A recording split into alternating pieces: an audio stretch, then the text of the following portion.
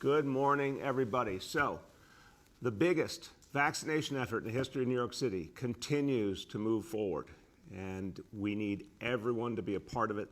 This is how we bring New York City back. So, as of today, there have been 6,333,274 vaccinations. That's an amazing number, and we want that number to just keep growing all the time. Today is the day to go out and get vaccinated if you have not already. Obviously, the city sites now, all walk-in sites. It's easy if you prefer to make an appointment or you want to go to one of the other sites. nyc.gov/vaccine finder to find sites all over the city, or call 877-VAX4-NYC. So it is literally the easiest it's ever been to get vaccinated. We need everyone to get in this so we can reach our goals and we can move this city forward. And you can see, we'll go over indicators later on, they are getting better and better. It is because so many of you have gotten vaccinated. This is a matter of doing the right thing for yourself, your family, your city. If you haven't done it yet, it's time. Now, we want to make it even easier, so we are calling upon pharmacies and community health centers to start a walk-in approach as well. Every pharmacy out there, every community health center, I'm calling on you to immediately start having walk-in vaccinations. This is something that will help everyone to get vaccinated. We know a lot of this is about convenience. The simpler it becomes, the more New Yorkers will get vaccinated.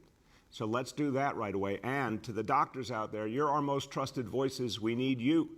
We need you to urge patients to get the shot. We need you to reach out to your patients personally if they have not yet been vaccinated. Tell them why it's important to answer their questions and concerns.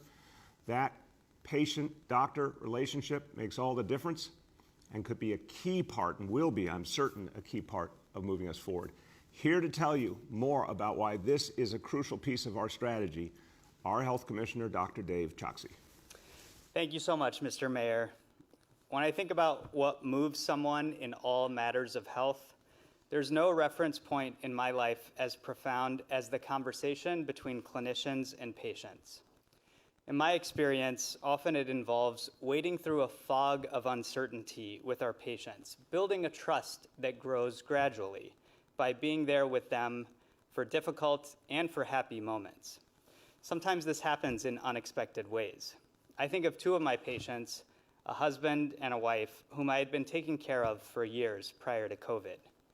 The husband had multiple chronic illnesses, including emphysema and diabetes, and was in a vicious cycle of shortness of breath, leading to poor blood sugar control, leading to hospitalizations for both.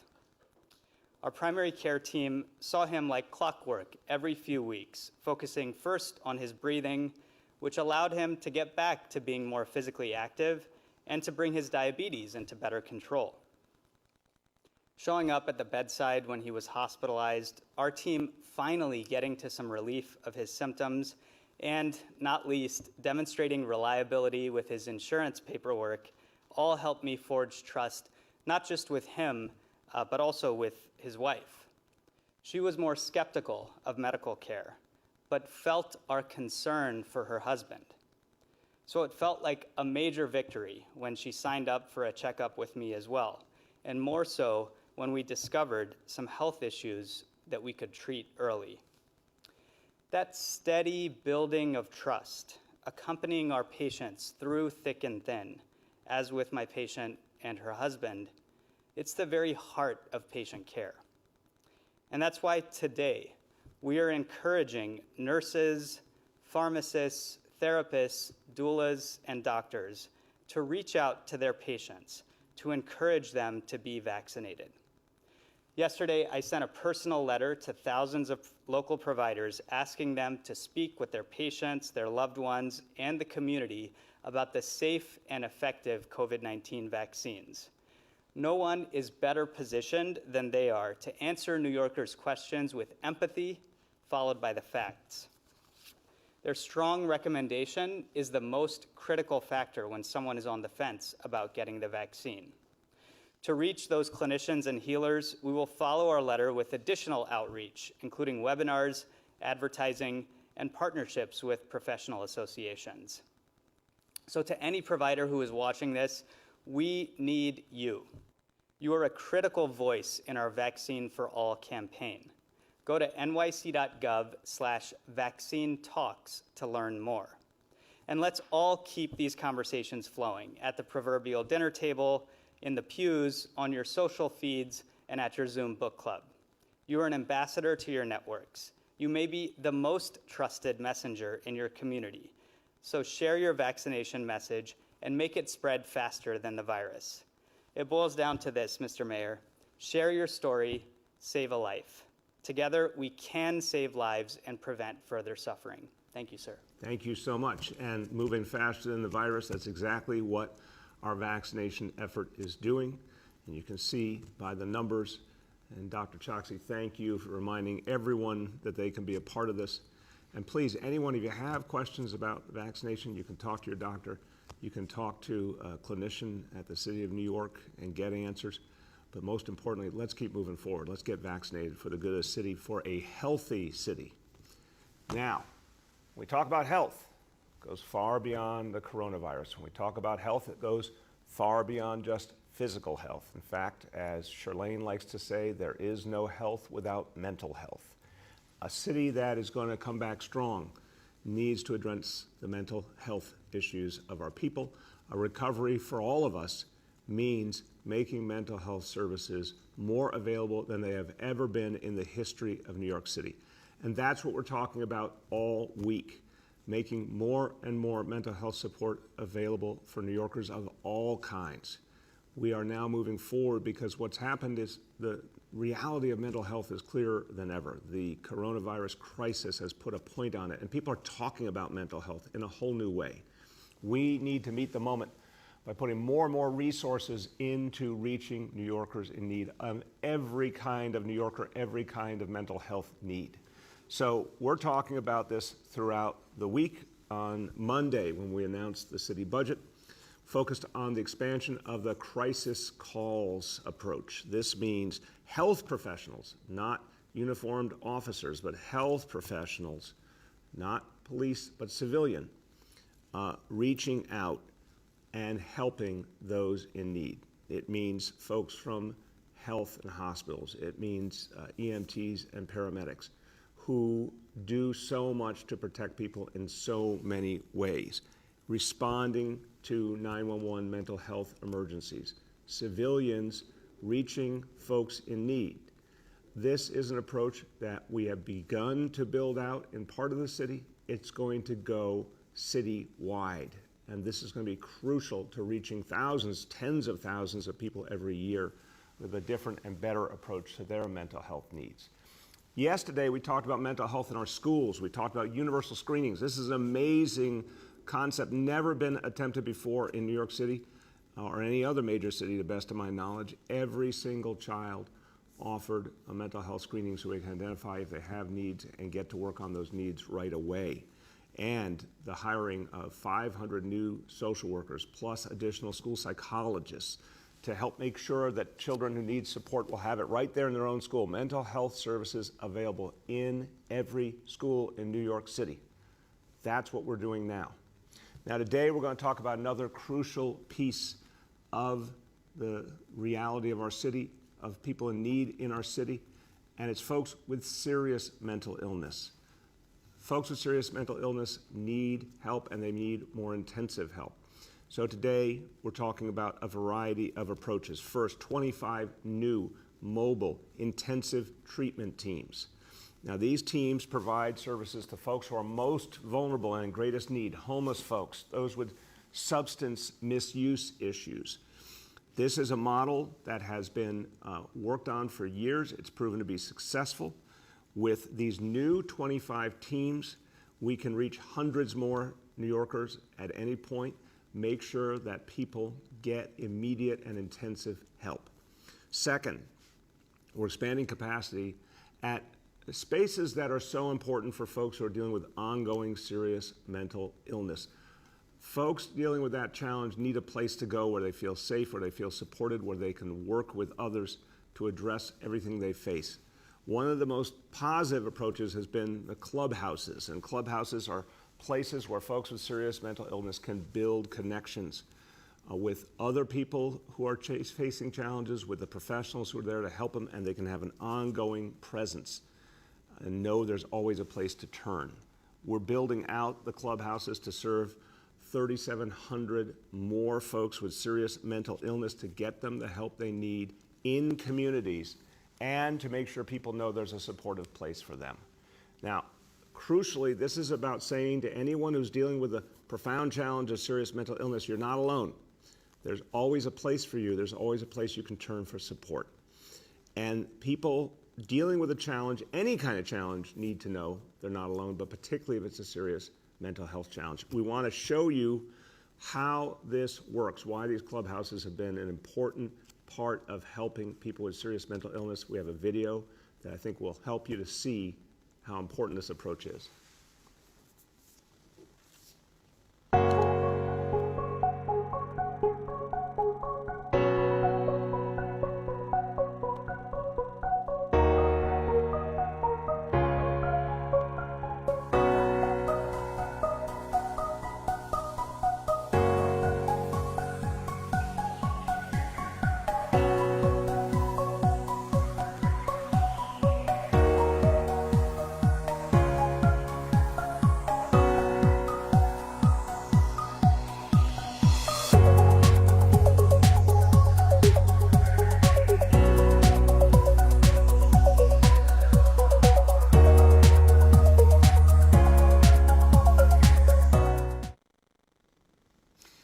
So there is another piece of how we help people in need in a positive, supportive way. Now, there's a third element we're talking about today, and it's called Connect.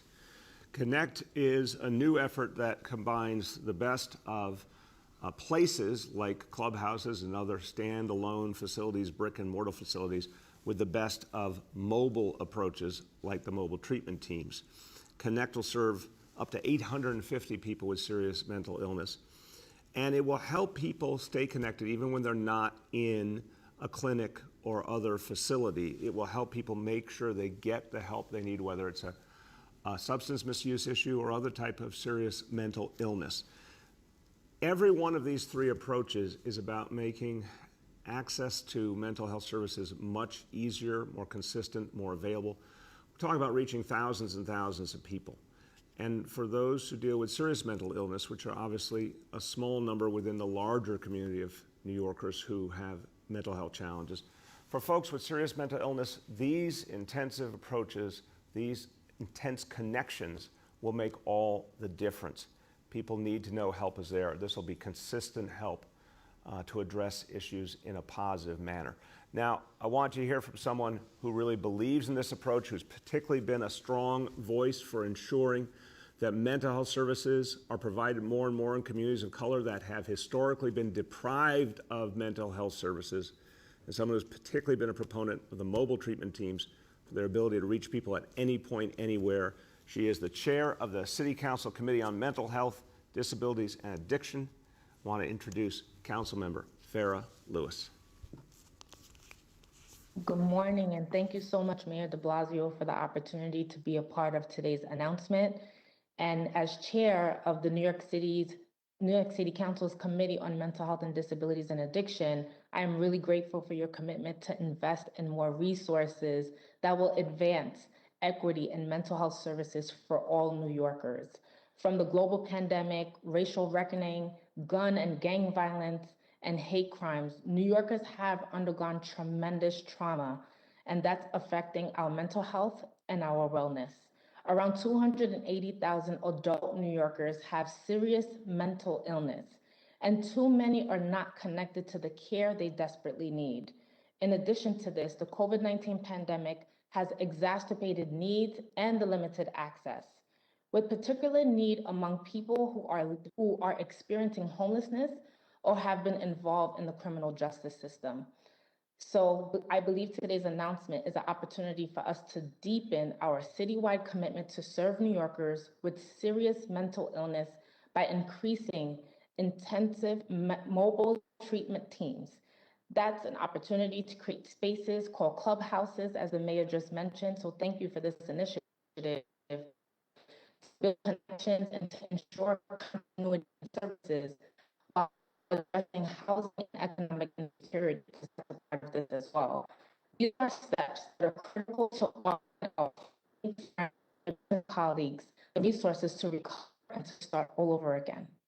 These initiatives add to the substantial work already underway, including programs that is spread by the Department of Health and Mental Hygiene, like the street outreach teams, safe havens, that's supported by the Department of Homeless Services, and extensive behavioral health care services provided by New York City Health and Hospitals.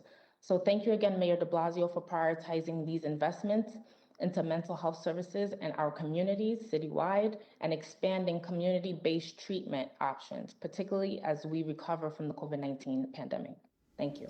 Thank you so much, Council Member, and you really have been such a strong advocate for getting mental health services to people who need them where they need them. And what we're put in here in the city budget to expand community mental health services, particularly for communities of color, reflects a lot of your leadership and advocacy. So thank you very, very much for all you're doing. I appreciate it. Thank you. Thank you. All right, now I'm going to talk about something very different, but you know every day I talk about recovery for all of us. And recovery for all of us, it means so many things. It obviously means getting everyone vaccinated. It means addressing physical health and mental health. It means bringing back schools. It means bringing back jobs. Everything about a recovery for all of us is about really reckoning with what we learned painfully from COVID about disparity and changing our city in the future, not repeating the status quo of the past.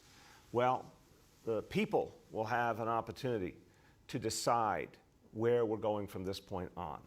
The people of New York City, in just under 2 months, are going to decide the direction of this city. But as we've talked about before, it's a different kind of election than we've experienced because so much of it has been overshadowed by the COVID crisis. Folks are just now beginning to focus on such a momentous decision. The mayor's race, of course, but also all the other city offices and council. But here's the particular reality that this is a brand new voting system with ranked choice voting. And that means for so many New Yorkers, they'll be voting in a way they never have before.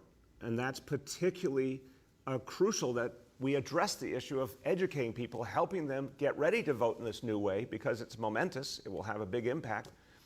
But we're doing an election, we're having an election against the backdrop of a moment where people are actually paying less attention than normal because we're in the middle still of a global pandemic.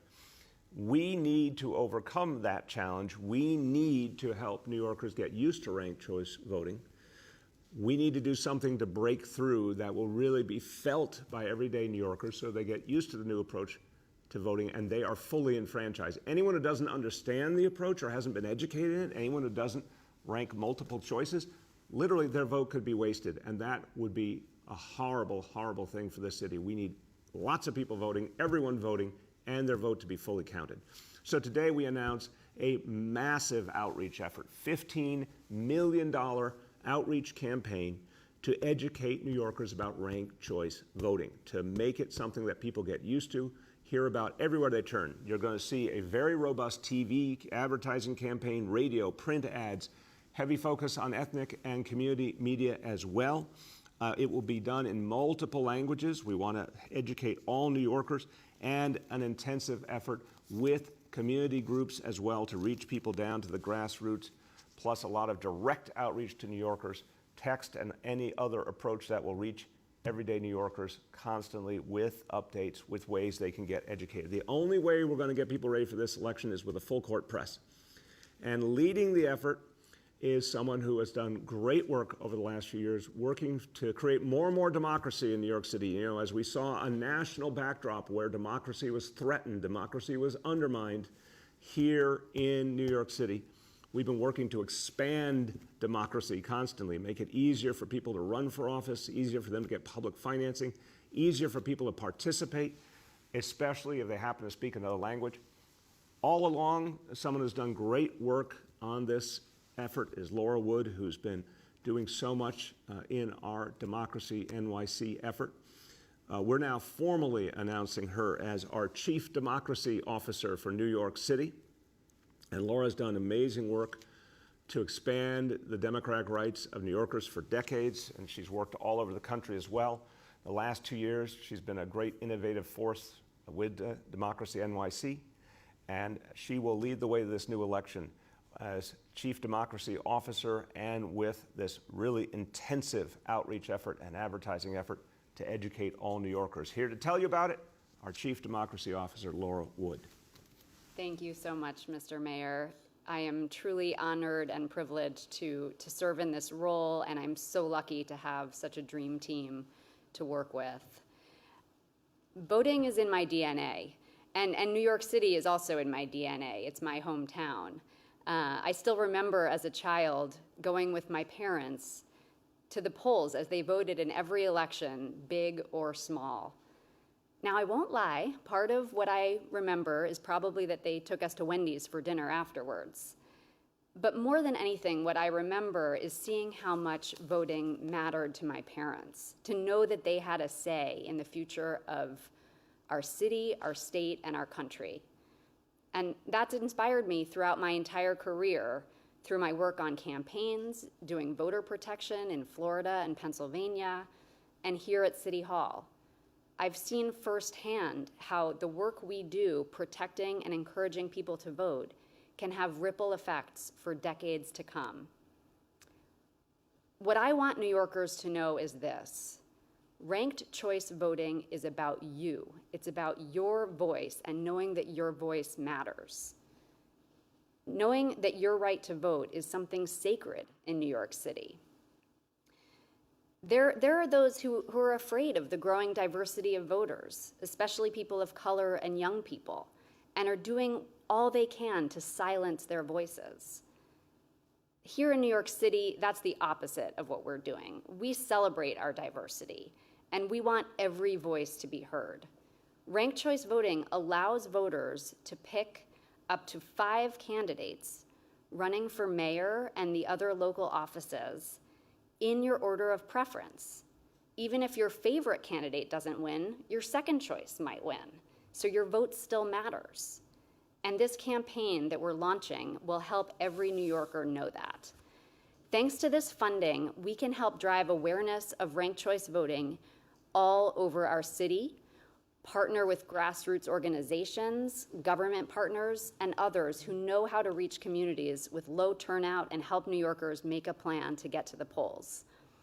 Over the course of the next several weeks, an interagency partnership spearheaded by Democracy NYC, the Mayor's Office of Immigrant Affairs, the Civic Engagement Commission, and the Public Engagement Unit, in close coordination with NYC Votes, and other partners, will roll out a citywide media and outreach campaign to reach all New Yorkers who are eligible to vote in the upcoming June primary, with an emphasis on language access.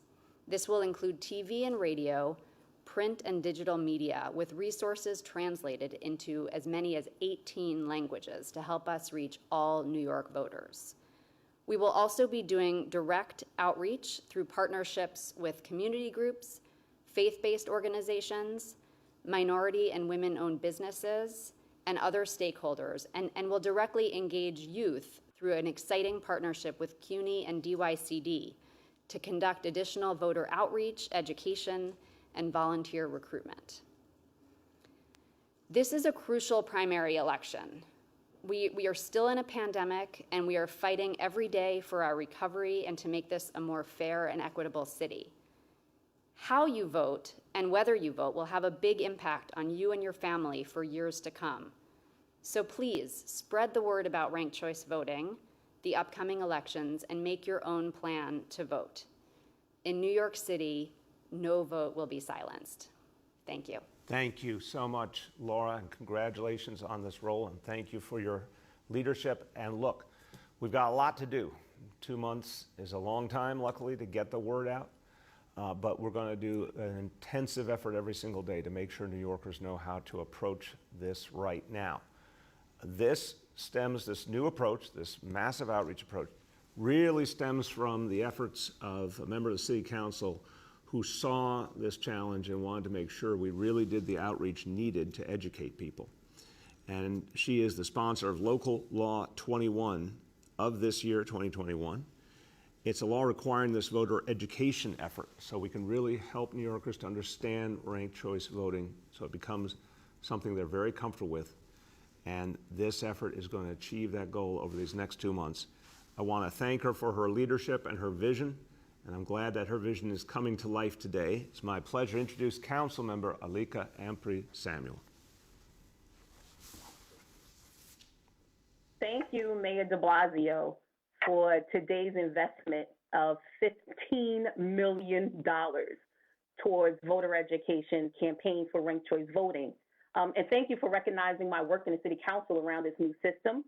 It's in June of 2020, I introduced our ranked choice voter education bill, which was passed into law with your support in January, requiring the Campaign Finance Board and the Board of Elections to engage in a comprehensive media outreach campaign in culturally relevant spaces in regards to ranked choice voting and its methods.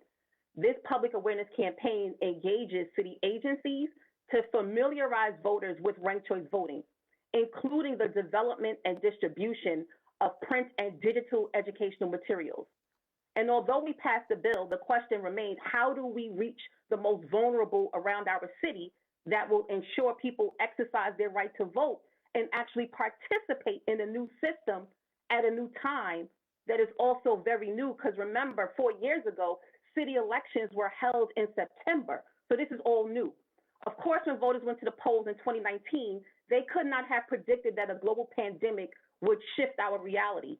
And like you said, a year ago, conversations and education around ranked choice voting seemed non-existent. So without a comprehensive engagement, we risk major disenfranchisement. And the pandemic highlighted a lot of insecurities, mainly related to how information flows down to certain communities, especially in hardest hit areas where we have large homes and communities of mostly people of color. So we already have a long torrid history of disenfranchisement. So to circumvent that, this level of funding and this engagement is needed wide-ranging, and it has to come from officials and trusted resources like community-based organizations. So the adequate funding for ranked choice voting education does that.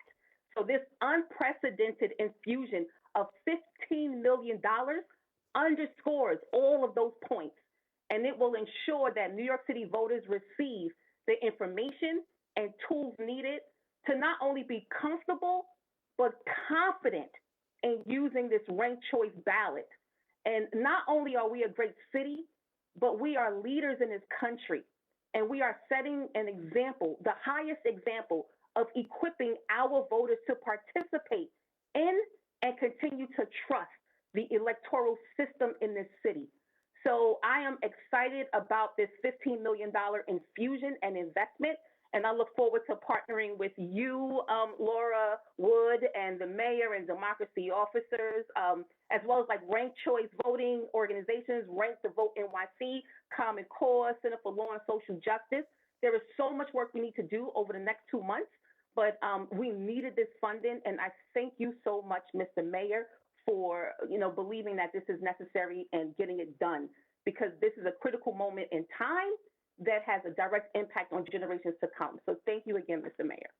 Council member, as always, you have provided a passionate and vibrant presentation, and I know you care deeply about this, and that passion is what we're going to need over these next 2 months to really educate people. It's the right time because, thankfully, we are starting to come out of COVID.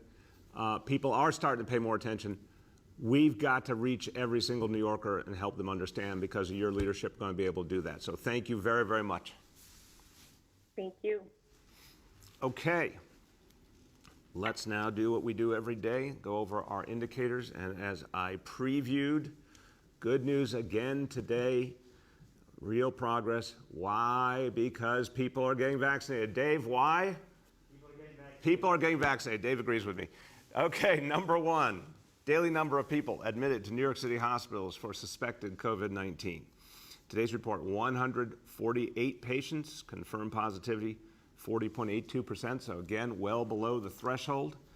Now, here's another one, very positive and interesting. Hospitalization rate is down today to 2.14 per 100,000. We want to get it below 2.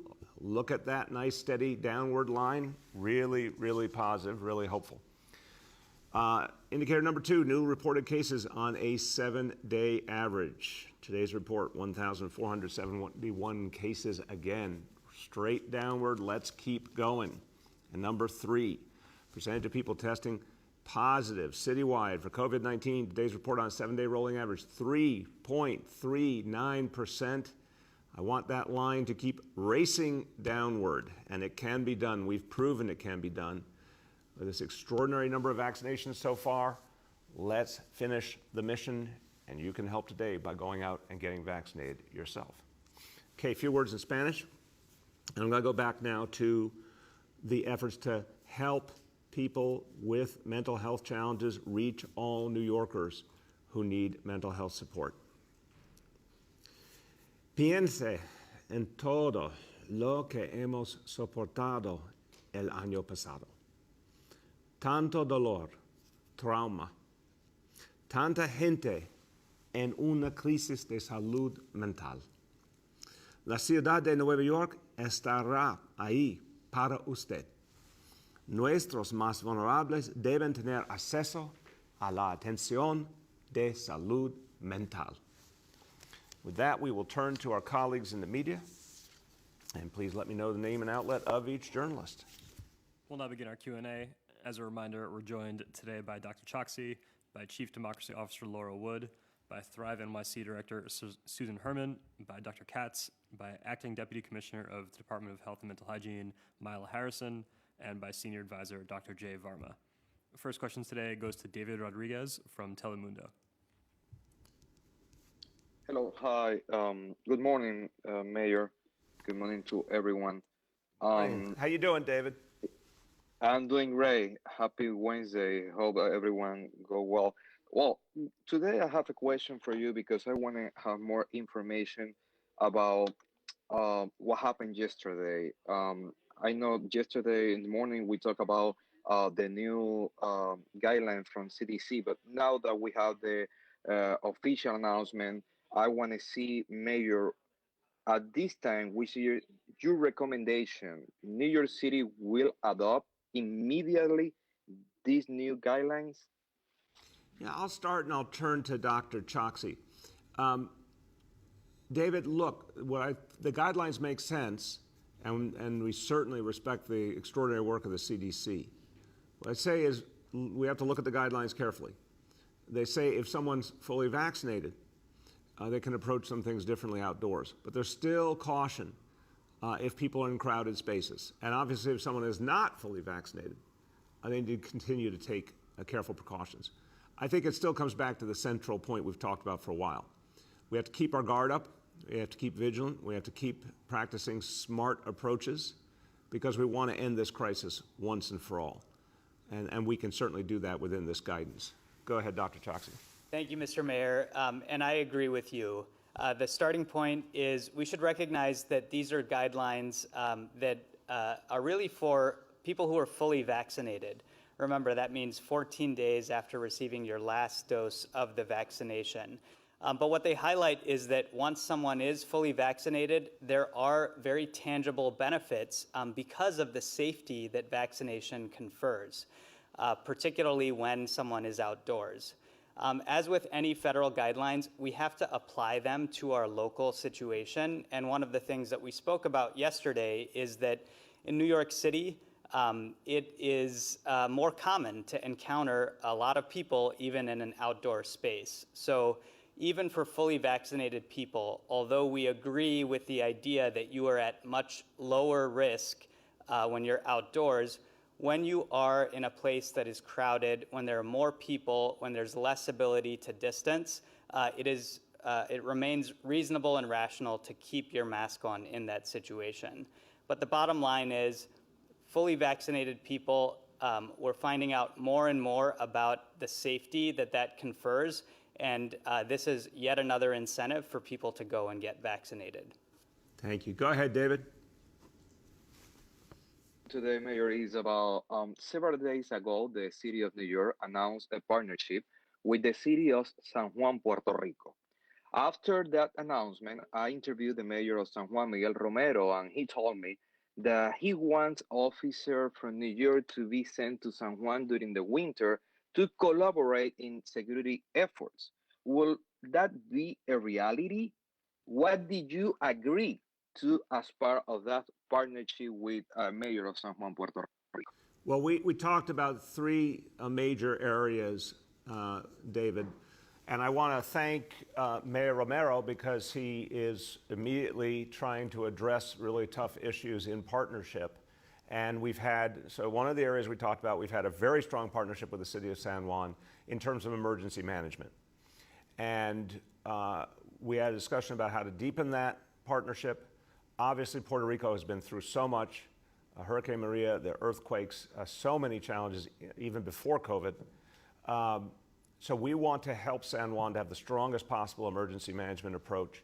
Our teams are talking now and adding additional elements to the work we'll do together. A second, in terms of public safety, we agreed that we would work out an approach to have the NYPD help to train and support the public safety efforts of San Juan. We're working on the details of how that will work, the different elements of it, but we absolutely want to help the people of San Juan to be safe in every way, and the NYPD certainly has great experience and strategies to offer. We're going to determine how best to work together. And then third, we talked about something very positive and exciting coming up, the 500th anniversary of the founding of San Juan in September.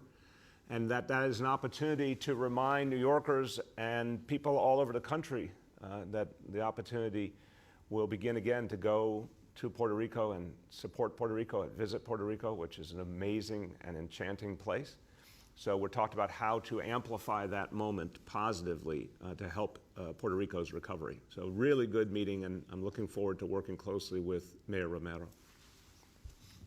The next is Sydney from Gothamist. Good morning, Mr. Mayor. Yes, the first question I wanted to ask is related to the ranked choice voting funding. Given the election is less than 2 months away, why didn't the administration allocate this money sooner, since this is the first year of ranked choice voting? And I know that Officer Laura Wood has been with the Democracy Office for a while, but just seeing she was just now appointed the Chief Democracy Officer after the position was left empty for over a year, why just now make that appointment, since we're just less than 2 months before this very critical election? Sydney, obviously the answer is because there's been such pressing challenges we've been dealing with, and the focus has been overwhelmingly on addressing the coronavirus and the crisis and bringing the city back. But I am absolutely convinced the timing works, because what I'm seeing all over the city is people have not been paying attention to this election yet, but this is the organic time where they will pay attention. And in fact, concentrating such a massive outreach effort in this space of time is the thing that will get people's attention. We're going to spend the money when it actually will be felt.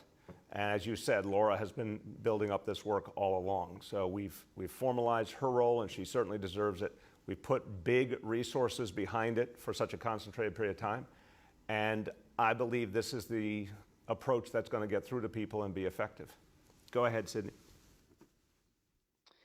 Okay, thank you, Mr. Mayor. And the other question is, with your announcements on deepening mental health resources for New Yorkers, I know with the Connect approach, a part of it is dealing with substance misuse. And I wanted to ask you about safe injection sites. I know you had previously supported them, and there's a state level requirement to get those approved and opened. But I'm wondering, is that an approach you still support? And is there a way to do it without the state approval, or have you talked to the state? Just considering that type of resource could be a useful aspect of this, of the resources you announced today.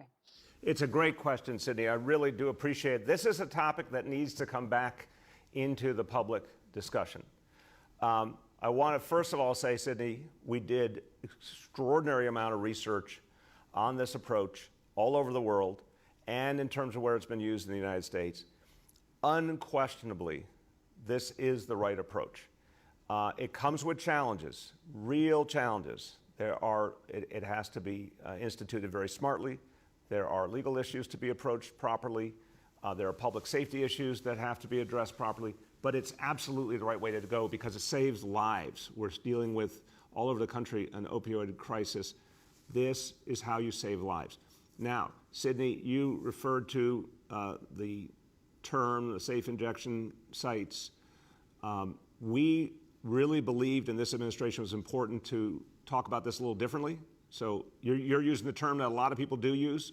We said we believe in overdose prevention centers because really that's what is achieved. It stops people from dying. Unfortunately, folks who are addicted will too often be using drugs, but with this approach, their lives are saved and they get an opportunity to be connected to substance misuse services, mental health services. There's an opportunity to turn around their lives because they are engaging with healthcare professionals, mental health professionals. So I believe in overdose prevention centers. To your question about the state, we have never gotten an answer from the state of New York. We'll check the exact date, Sydney. Our team will get it to you today. I believe it's been almost 2 years or even more since we asked the state of New York to formally support the city's willingness to move forward. We laid out detailed locations with the support of local council members. The state of New York has never responded to this day. I think there should be real pressure put on the state of New York to support overdose prevention centers right now. And equally, we will be appealing to the federal government as well, now that we have a new administration, to recognize the importance of this approach and support it so we can save lives. The next is James Ford from Pix 11. And good morning. Thanks for taking my call. How are you doing today, James? You know, I appreciate the question, Mr. Mayor. I'm doing great. It's a beautiful day. How are you doing, sir? It's going to be almost 80 degrees, James. Get ready.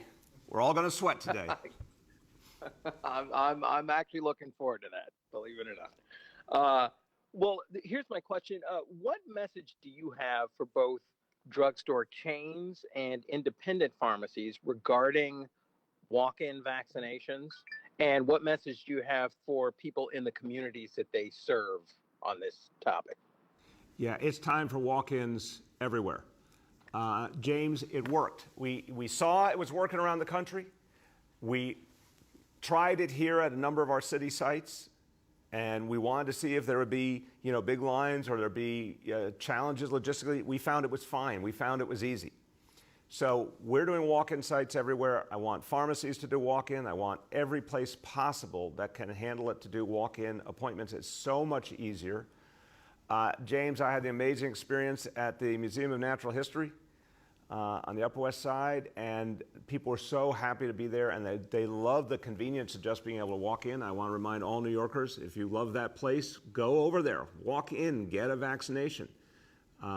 Extraordinary, exciting place. So this is the way forward, and it can be done. And Dave, why don't you specifically speak about doctors and the way they can facilitate folks coming and getting vaccinated through them? Absolutely, sir. At first, I'll just echo what you said. The time is now. We have to make vaccination as easy as a walk in the park. And that's what we've done at dozens of city sites. For people who are looking to understand where you can walk in at city sites, go to nyc.gov/VCC and you'll find that list of sites. But we have to broaden that approach, particularly to the large retail pharmacies, CVS, Walgreens, Rite Aid, Costco. They also have to move in this direction with respect to walk-ins. And with respect to your question, sir, about doctors' offices, I know that many community health centers are working to make a walk-in option available to them. And equally importantly is ensuring that they have the chance to set their patients up with vaccination, either on site or easily to make an appointment at one of the city sites. So as part of our push to engage clinicians, including doctors, our hotline 877-VAX4NYC now includes an option when you just press 2 you'll get to an operator specifically for a doctor or another clinician, and they'll be able to help you make an appointment for your patient swiftly and easily. Thank you. Go ahead, James. A lot. And we clearly see numbers generally coming down regarding COVID and coronavirus. But what concerns do you have, if any, that as these numbers continue to decline, that people won't get vaccinated and won't take any variety of precautions that still are important?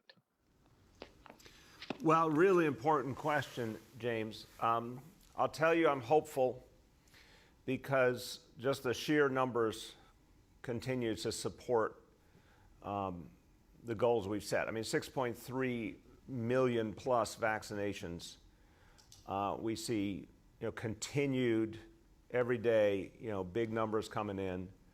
The new sites are helping. The walk-in approach is helping. Making it more convenient. I think what Dr. Choksi said is really what we've come to realize. We may have, all of us, mistaken hesitancy for lack of convenience. There is definitely hesitancy too. There's definitely some people who just don't want to get the shot right now or maybe ever. But I think as we've made it more and more convenient, sort of incentivize folks more, we're seeing lots of folks coming forward.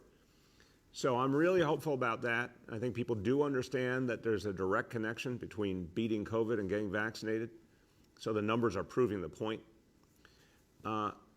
I think folks have gotten used to wearing the masks and understand that it's a precaution that protects you.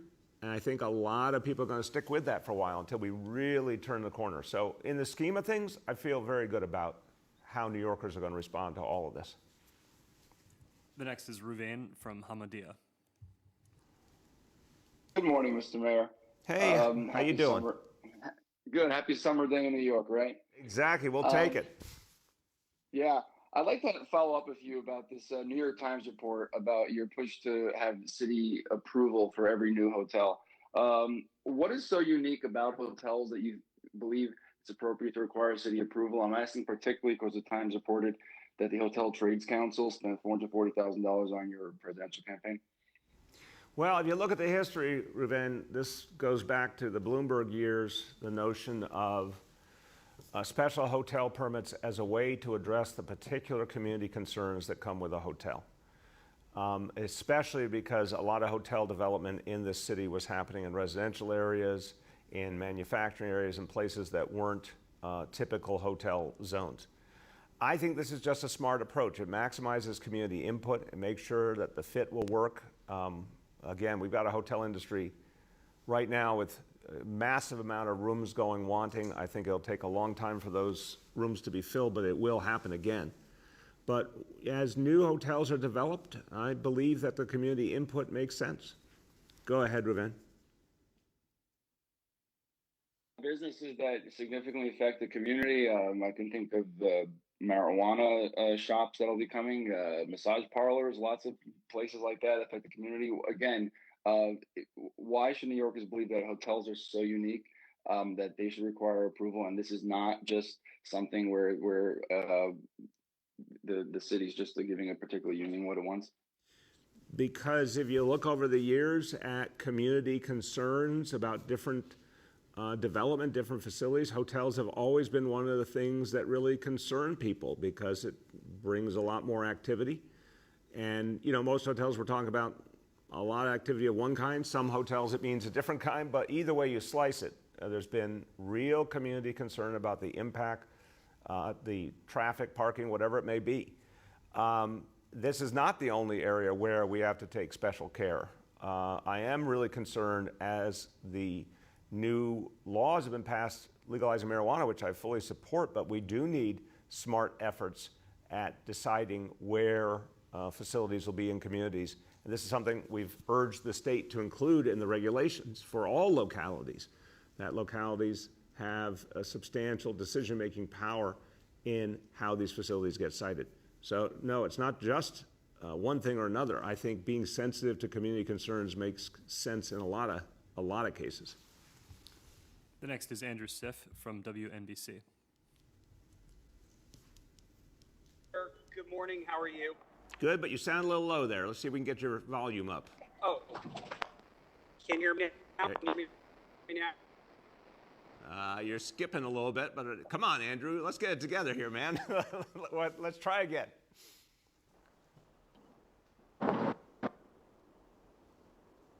Andrew? Yeah, we're not moving the right direction here. Andrew, can you hear us? Back to me. We're Yes, gonna go back I hear in. you. Can you hear me? Okay, there you go. Hello, can you hear me? Okay.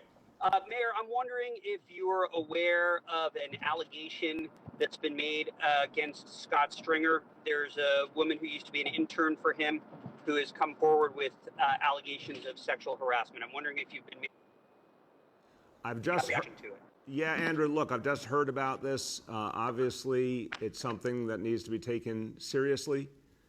My understanding is that she is going to detail her experiences later today, and we need to hear what she has to say, obviously. Go ahead, Andrew. On another topic, on the topic of vaccines and trying to reach your 5 million New Yorkers vaccinated by June 1st goal, you had been saying for a long time that the issue was supply. But now you have the supply, and we can still hear some concerns on your part that the goal is not certain. And I'm wondering whether the demand dropped faster than you anticipated, or what it might be that has led to such a slowing at this point. Andrew, I want to clarify for you and all your colleagues, June, not June 1st. I said the goal was to get it done in June, which means to me by the end of June. And let me give you the update right now. We've got towards that 5 million goal, almost half the folks we need to get to 50% are fully vaccinated, 2.3 million. But we have almost 70% who have received at least one dose.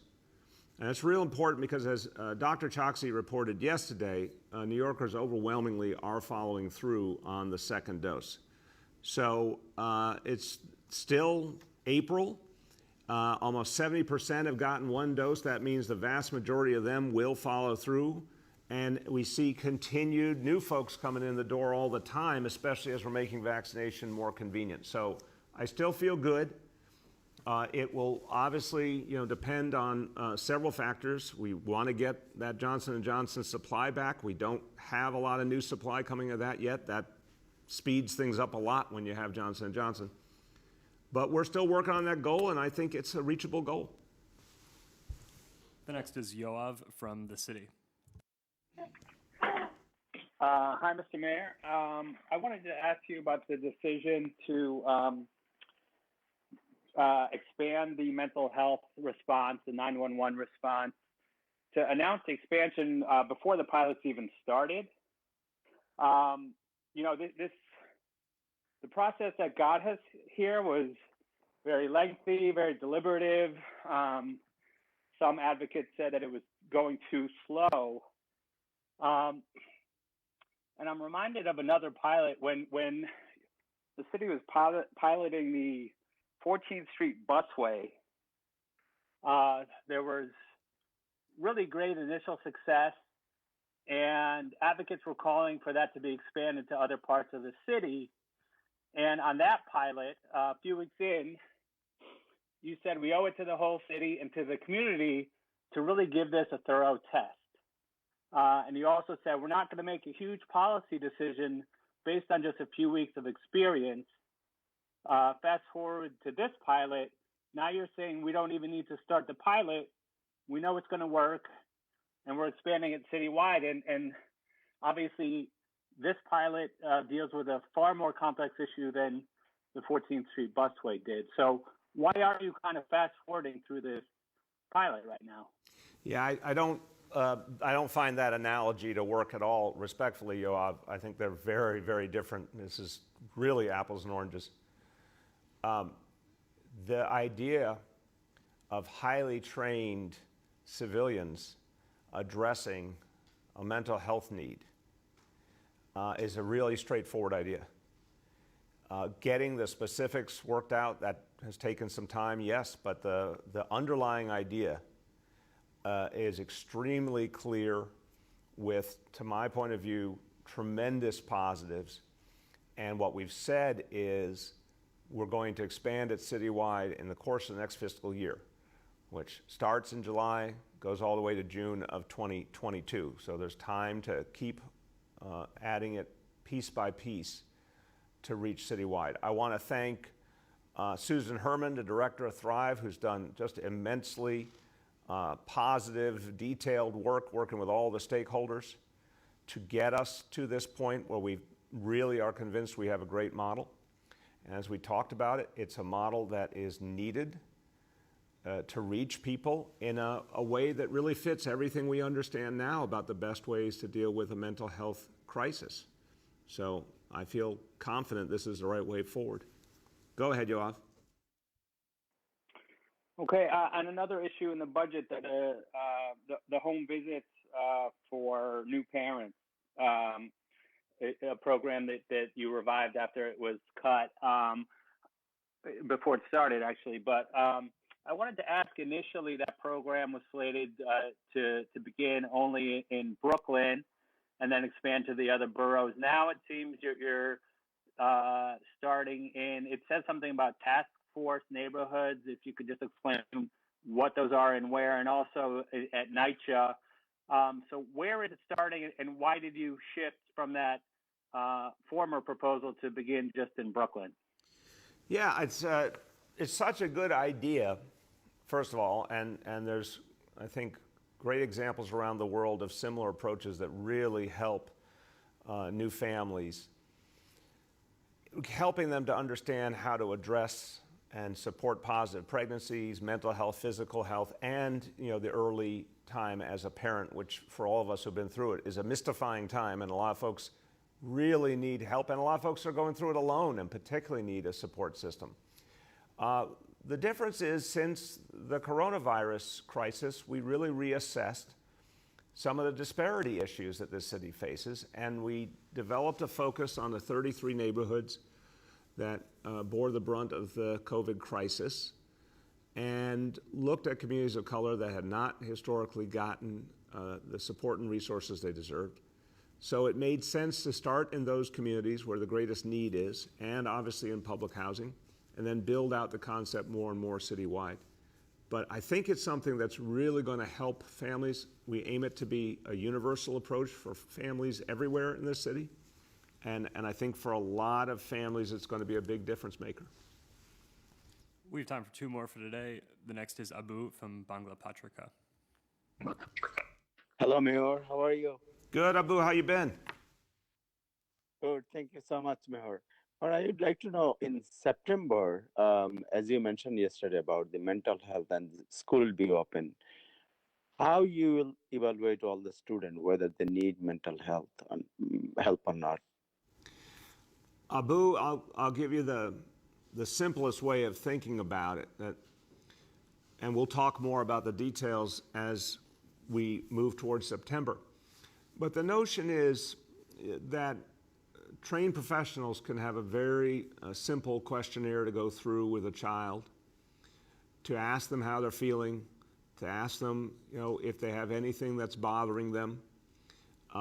Obviously, to hear if they went through a COVID experience that has a big impact on them. For some families, they lost a loved one, they lost a grandparent or an aunt and uncle. Some children even lost a parent or a sibling. To ask them, for example, what it has meant for them. Some families had to move, some people lost a job, just to bring out what they're feeling and to assess what kind of follow-up is needed. I think we're going to find a lot of cases that kids are feeling that they're okay and there's nothing that they say that raises a particular concern. In other cases, they may say something that indicates it's important to have some follow-up and some discussion with the family, and if necessary, bring in a mental health professional to follow up as well. But this is exactly the kind of way we determine if there's a mental health challenge that needs to be addressed. And one of the things that's been a core concept in Thrive is that reaching people early is the best way to address a mental health challenge. And the ideal time is if it's manifesting as a child, to reach that child while they're still young and get them help all along the way during their school years, because now we're going to have mental health support in every school. So I think it's a straightforward approach that's going to do a lot of good for our kids. Go ahead, Abu. It's been a long time, almost a year. There is a lot of people, they don't have money to pay the rent, and then the landlords, they also need to pay their mortgage. Is city thinking anything about to help either the tenants or the owners? Abu, the approach we've taken is to bring back New York City, to create a larger recovery. That's the best thing for everyone. As we talked about Monday, we believe we'll be able to restore 400,000 jobs this year. That's the number one way to help people, to help tenants to have their income back, obviously the folks who own the buildings as well.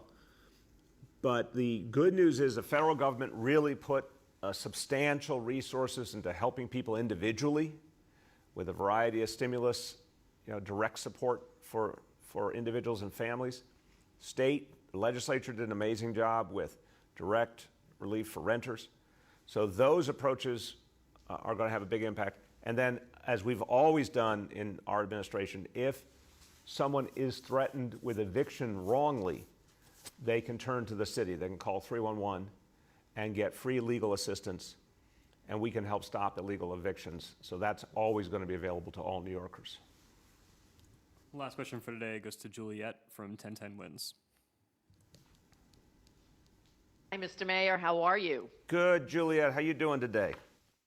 Good. I'm okay. Well, actually, I wanted to ask you about vaccines, but I have to tell you, there is a city site in Times Square that opened just last week, and it's actually the first city site in the Midtown area. So that's great. But in true Times Square fashion, there was somebody outside. I don't know if she was a nurse or a physician's assistant wearing, the white medical coat, actually hawking the vaccine. It was really something. She was saying, come on in and get it. And it was great. She was really asking anybody on the street to come and get the vaccine. I love so that. I thought you should know that. We need to do more of that. We got to find her and thank her. But I think that's going to be a new job title for the city government: vaccine hawker. Okay, that's a new title.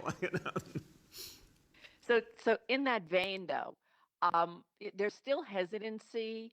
In fact, I'm hearing about nursing homes and assisted living facilities where a lot of people are still not getting the vaccine. So is there any way to incentivize people to get it?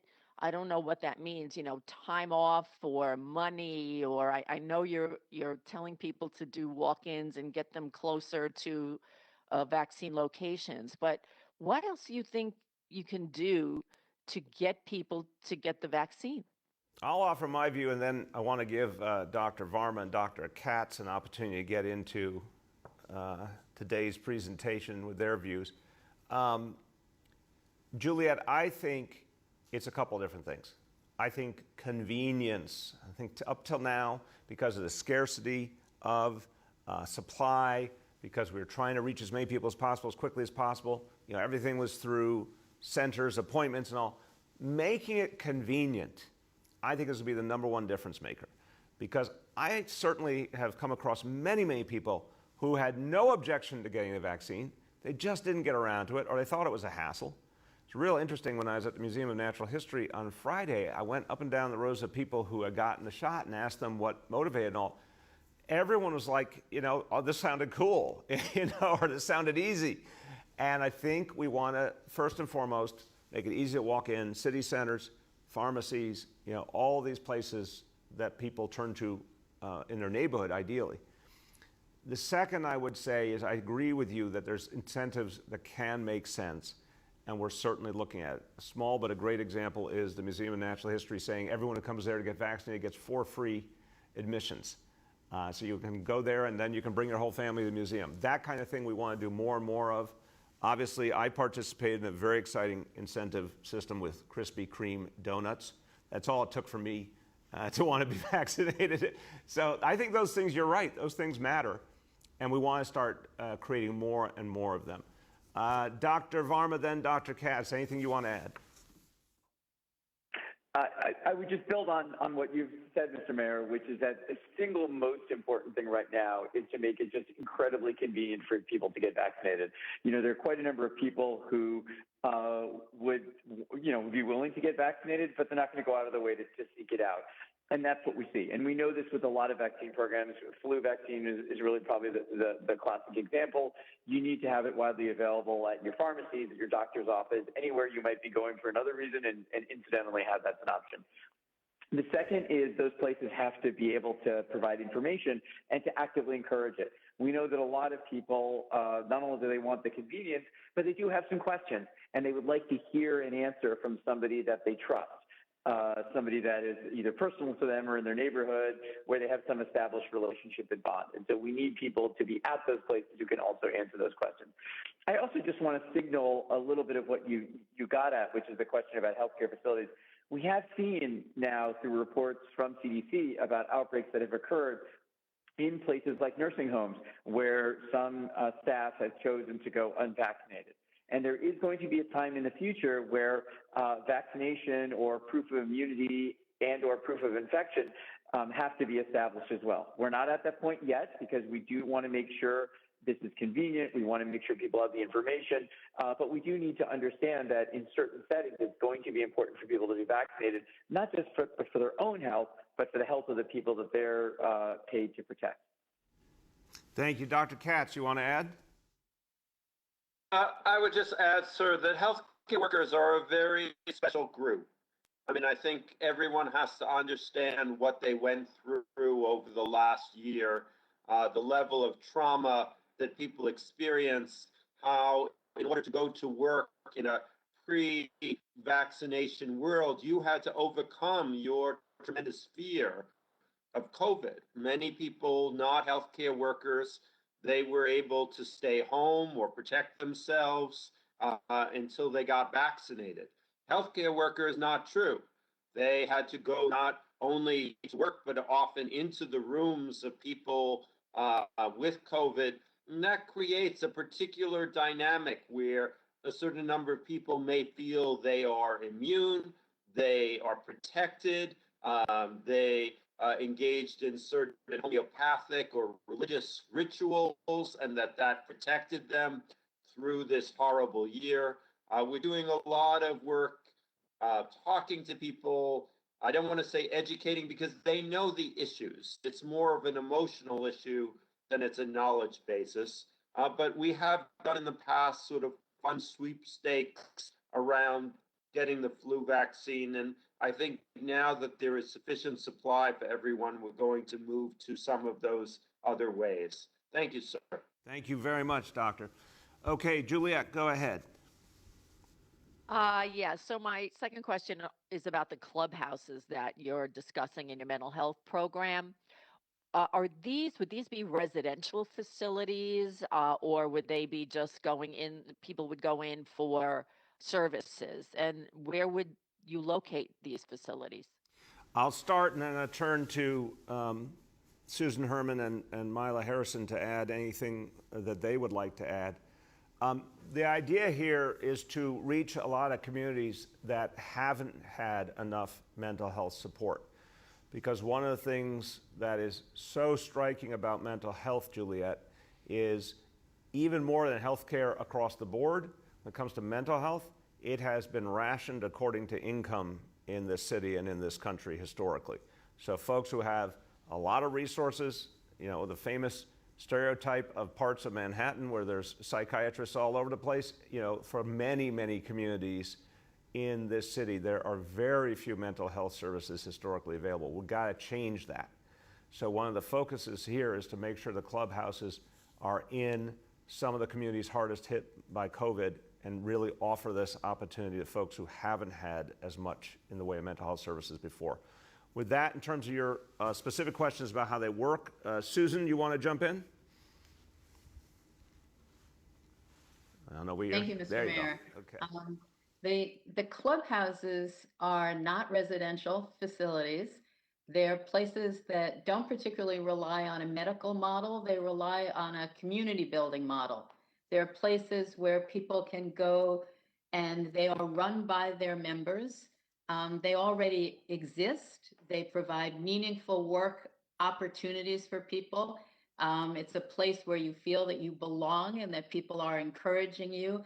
And therefore, you are more likely to stay connected to care because you're supporting each other and encouraging each other on employment efforts and housing efforts, school, all of it. But these already exist. This investment will enable the clubhouses that already exist to do more recruitment and help bring people from neighborhoods around the city to these clubhouses. And we do hope in the future that they'll be creating more clubhouses as well. Thank you so much, Susan. And Dr. Mila Harrison, you want to add anything? I think Susan Herman really said it all. The only thing I would add is that these are programs that are based in science, have been around for some time, and really do help individuals with recovery and establish a sense of self-esteem and group affiliation and a reintegration and a meaningful role in the community. And the clubhouses have a significant contribution to the recovery of people with mental illness in New York City. Thank you so much, Dr. Harrison. And you know what? You couldn't have used a better word from my point of view as we conclude today, recovery. So recovery for all of us, guess what? It means a recovery for all of us. And it means addressing everyone's needs, including the challenges that have been created by the trauma of the COVID crisis. Whether it's the clubhouses or the mobile teams, so many of these different approaches that make such a difference. We're going to reach people, and this is the New York City way, compassionate, caring, going to where people are, speaking to them in their own language, reaching people in their own neighborhood. This will make a huge difference. This is how we create a recovery for all of us. Thank you, everybody.